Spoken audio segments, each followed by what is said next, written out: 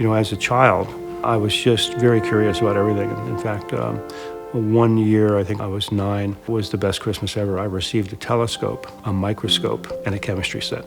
And I really enjoyed that and still do as an amateur astronomer, and microscope became critical to my studies. And of course, the chemistry set was amazing and I enjoyed that.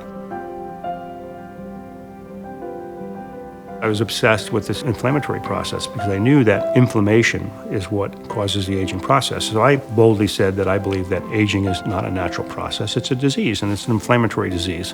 And there's just this huge negative emotional reaction. And I started to learn that new ideas are not really well accepted in the medical community, nor they are anywhere in the scientific community. I think to talk about health or beauty separately makes no sense at all, because true beauty is just incredibly radiant health, and that is what beauty is. It's what makes you attractive.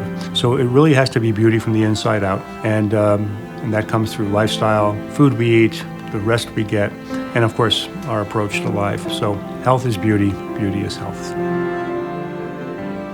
I think being a scientific rebel means that you are looking at areas that are specifically not part of the mainstream or approved ideas, and I think that's how we make progress. So a rebel is fine. You just have to get over the fact there's going to be a lot of negative comments and criticism, and so you have to thicken your skin a little bit to get through that.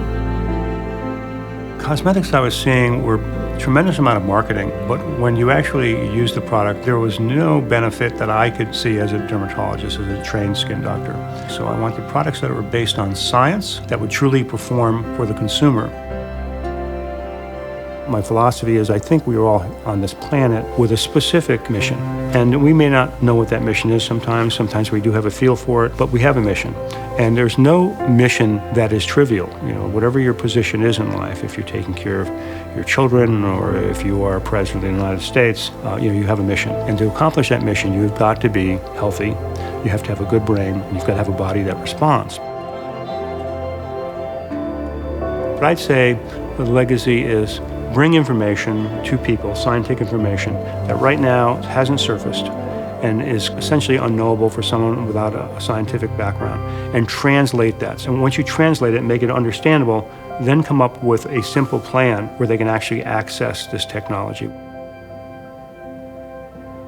The question, I guess, is, do I feel like I've achieved my life goals? And I feel that in many ways I've achieved the goals I originally had, but the thing is, it keeps on changing. And as you learn more and as you achieve more, then you say, well, if that was possible, what more can I do? And so, yes, when I finally find that magic bullet where people can achieve 80 or 85 years of perfect health, then I think I've reached my goal.